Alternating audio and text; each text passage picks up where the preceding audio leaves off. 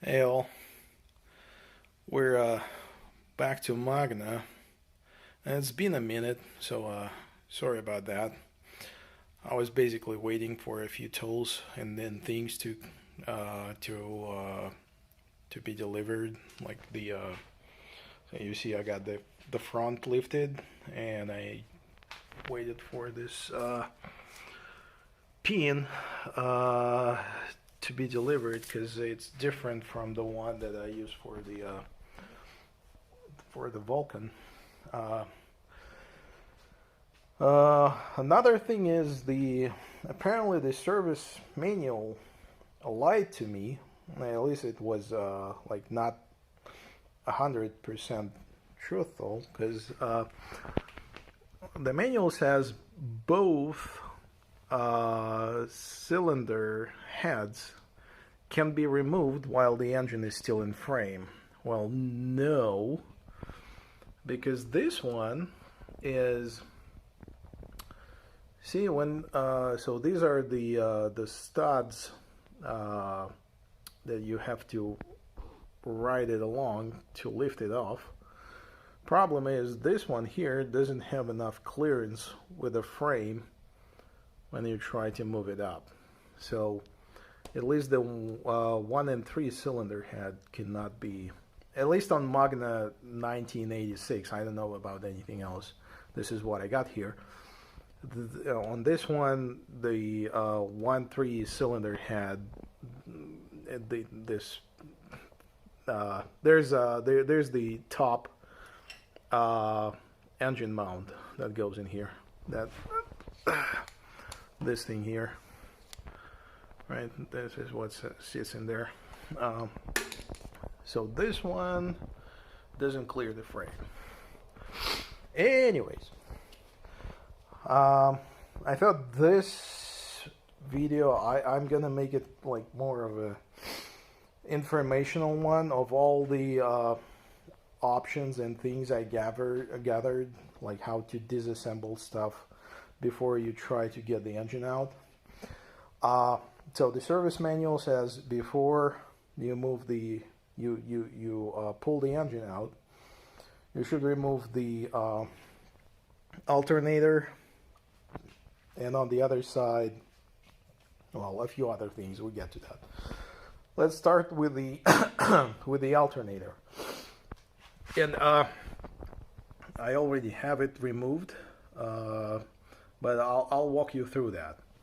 So your alternator on this bike, and in pretty much any other alternator in the world, is just two parts, right? It's the stator. Those are the coils and wires, and then the rotor. The rotor is the thing that induces the voltage in those wires, the current in those wires, in those coils, while it rotates, right? And normally on the motorcycles, it also doubles as a flywheel. So basically, and so this is your stator, right? It sits inside, and it has the this goes to your rectifier and then to the accumulator for charging and whatnot, right? So these are the coils, and this is your flywheel, right? So this thing, it basically, it sits on top of your rotor like that, of your stator, on your stator, right? Like this here. And there's a nut, or I mean a bolt, right? This guy that goes through here and holds everything together. Now, how do you remove that bolt, right? Because, so it sits right on the crankshaft.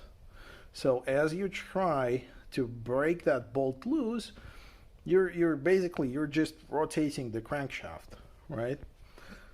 The question is, how do you prevent that crankshaft from rotating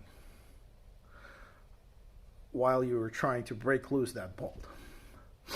Now there are a few options here, right?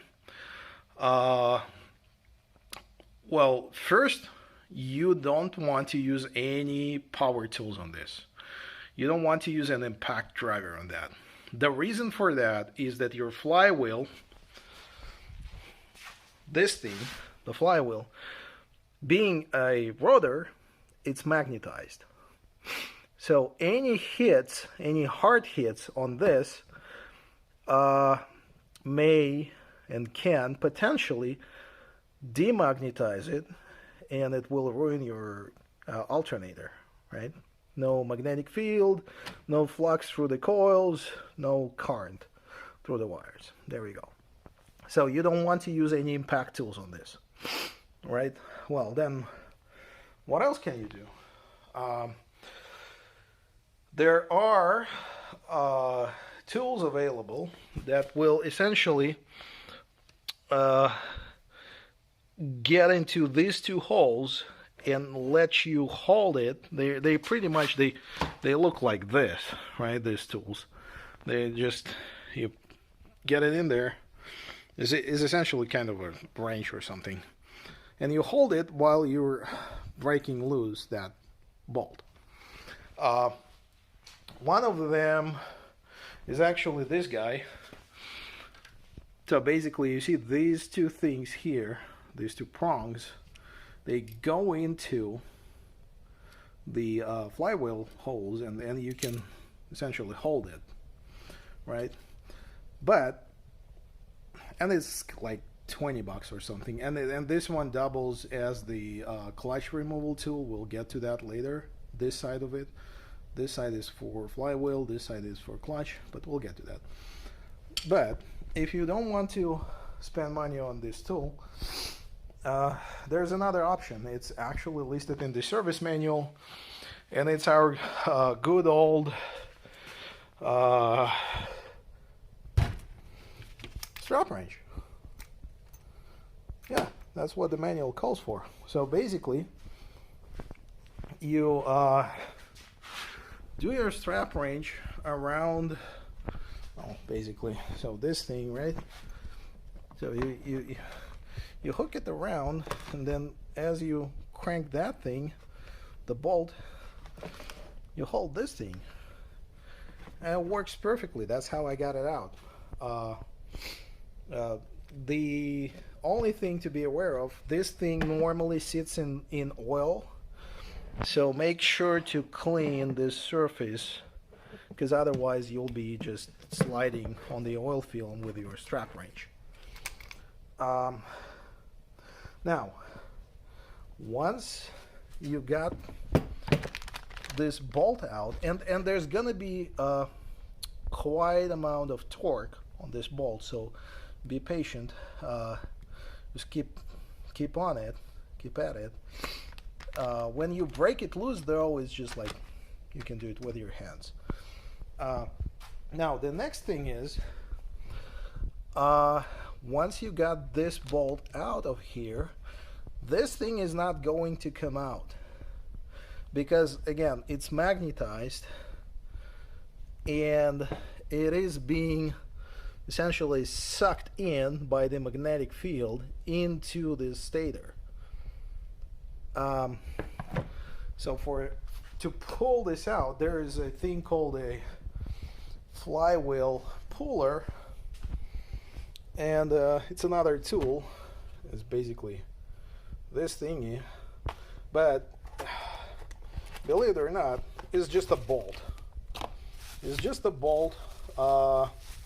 In my case, case of Magna 1986, it's I think it's 21 millimeter bolt. The only difference with like a regular 21, and it's right-handed, don't worry about that, it's right-handed. The only difference is it's essentially it's a fine pitch versus coarse pitch. So this is I think it's 29 millimeter bolt, and the pitch is 1.5 millimeter on threads. So it's a basically you can kind of see it's like fine pitched bolt. But what you do is And again, so this thing is still sitting in there, right? Now, you see, it's a lot larger, right, than the bolt that holds it in, right? This one is larger, and the reason for that is that this thing has another set of, well, the flywheel itself has the only set of threads in it, and it's exactly to pull this out. So basically this bolt goes inside like this, right? And then as you screw it in, it starts pushing against this axle, and basically it pulls the flywheel out. No rocket science here. The only thing I would encourage you to do, apply some grease to the threads so it goes smoother, because otherwise it may get stuck. But other than that, with the grease on it, you just keep working it. Again, just holding the flywheel with your strap wrench in place, and it will just pop in or out, actually. So it will pop out, and after that you can just like thread it, keep threading it in manually with your hands instead of a brake bar, and this thing will keep moving out. Just be careful when it's out. You don't want to drop it. Again, this thing is magnetized, so if you drop it, it may demagnetize. So make sure you're holding it firmly, and this thing is hefty. This is like I'd say 2 or 3 pounds. So yeah, hold on to it while you're doing that. Now, okay, so this side, once that's done, I mean, the stator is just like 4 bolts, and the gasket here for the wires, you just pull it out, and then there's a holder here for the wire. But yeah, it's just simple to get it out, no problem there. Now let's go to the other side. So the other side, we got 2 things going on here. So first, there is a clutch assembly. This is your clutch assembly, okay? So it sits here, right? Hold on. Come on. Right. So it sits here like this, and your clutch assembly is what through the gear connects to your so this is starter clutch assembly. It connects to your starter, and this gear, it only rotates one way but not the other, right? That's how your starter is able to start the whole thing. Now of course there's a bolt that holds it in, right? So again, the same question: how do you undo this bolt without like losing the whole thing, rotating the engine? Now obviously it's pretty hard to get a strap wrench in here. There's like not a lot of space in here. You might be able to, though. The service manual calls for actually jamming a copper coin or a copper washer between the gears, so to prevent them from meshing and rotating. Well, what I found useful is I don't have copper coins. I happen to not have any copper washers, and I guess they call for copper because with steel you don't want to damage the teeth on the gears, right? So you want a softer metal. And of course the battery died on me. Oh well. Anyways, let's get back to it.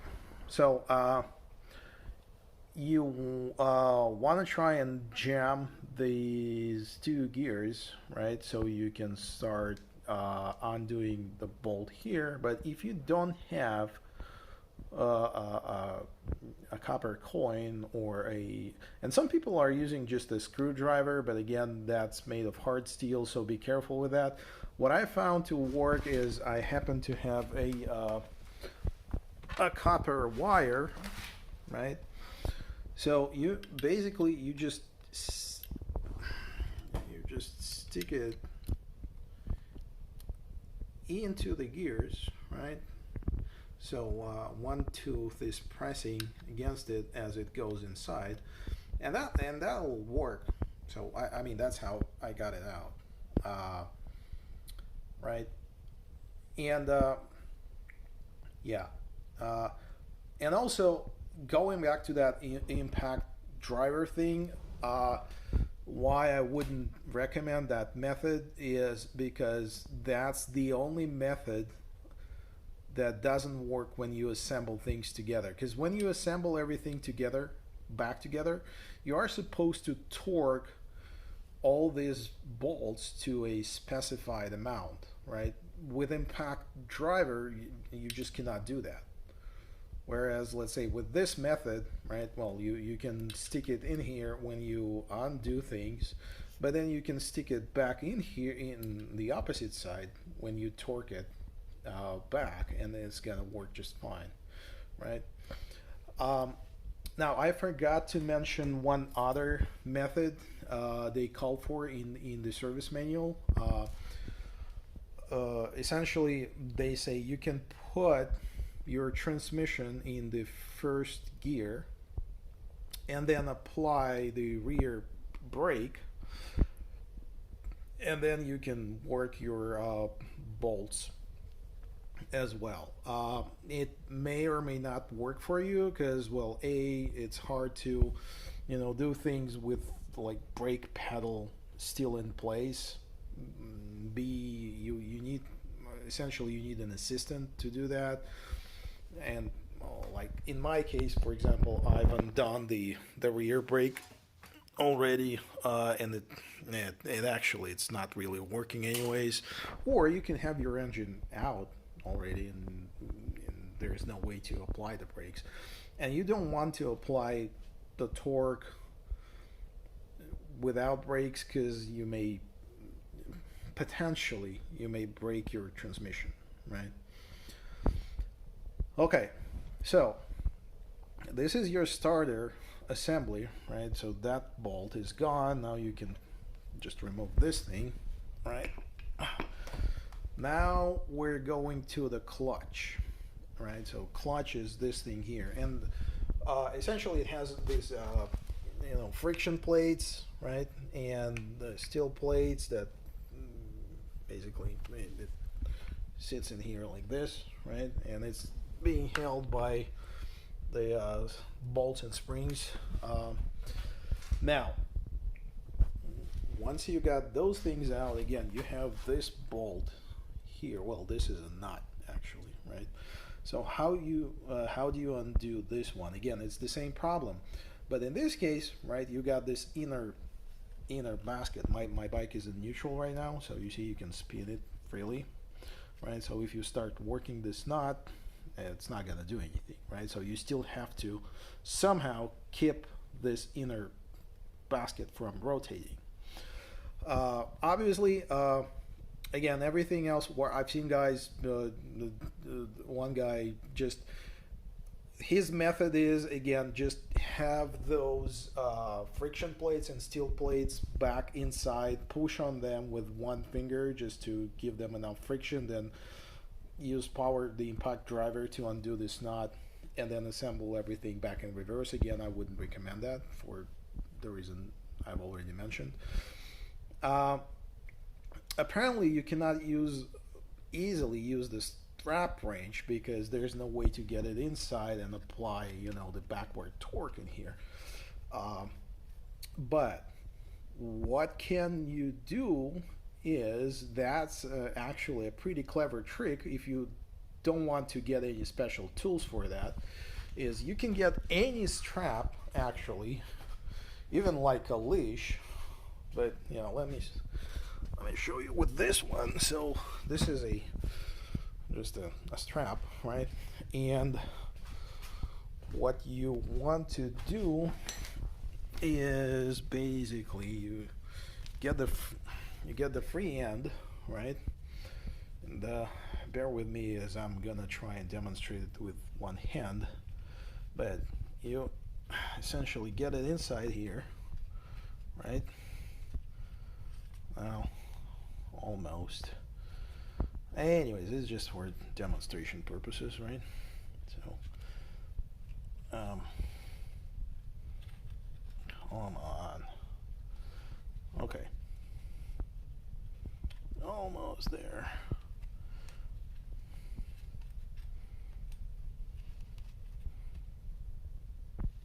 There.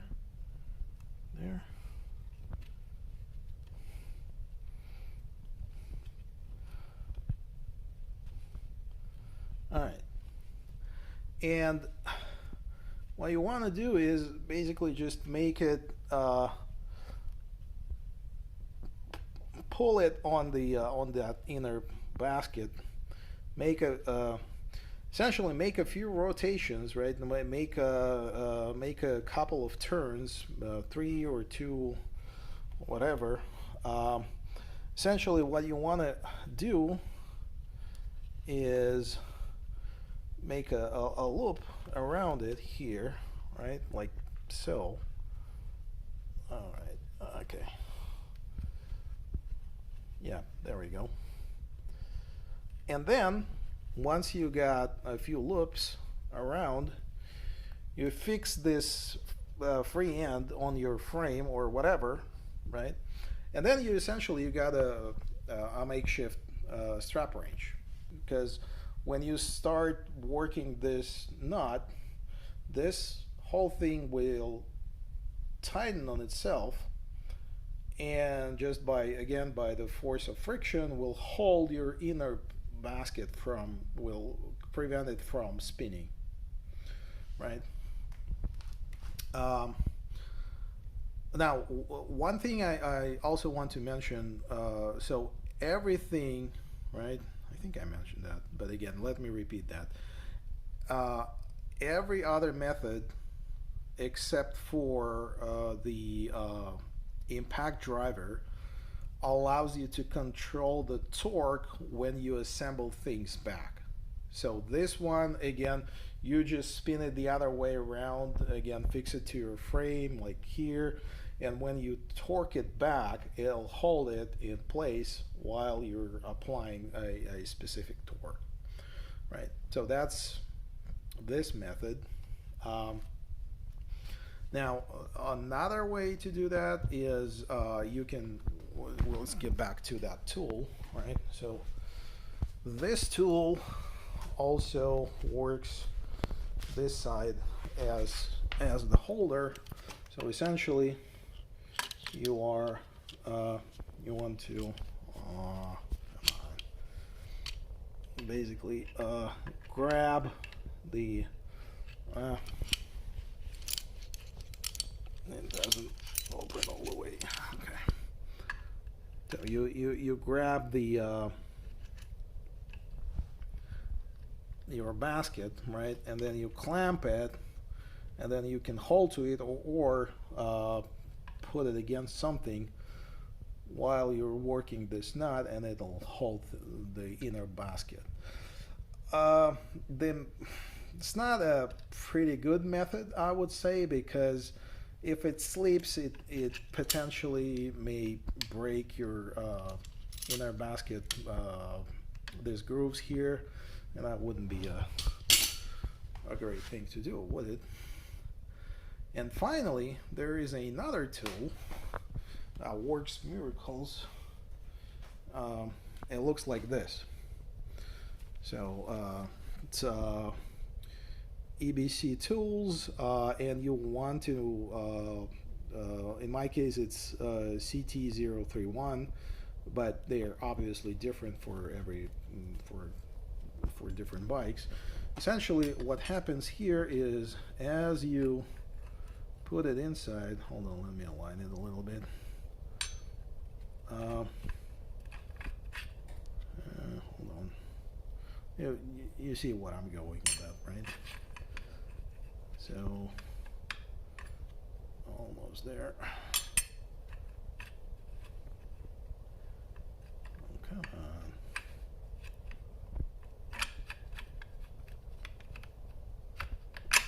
There. It will basically hold your inner basket against your outer basket, right? So you can again do the same thing. Grab your copper wire or a bolt or whatever, stick it into your gears so it jams them, right? And then you can just work your nut whatever you want, or torque it back to a specific amount that you need.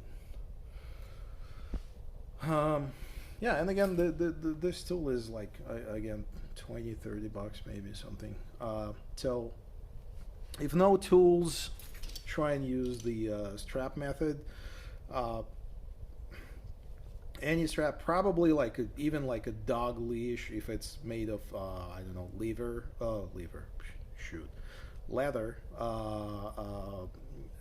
So whatever makes more friction. This one is nylon, so apparently it's slippery. But again, given enough rotations or spins, it'll still hold it. But this tool is pretty much, I guess, it's gonna do it. All right. So yeah, that's it so far. Next time, I hope I'm gonna be pulling the engine out. Thanks. See you around.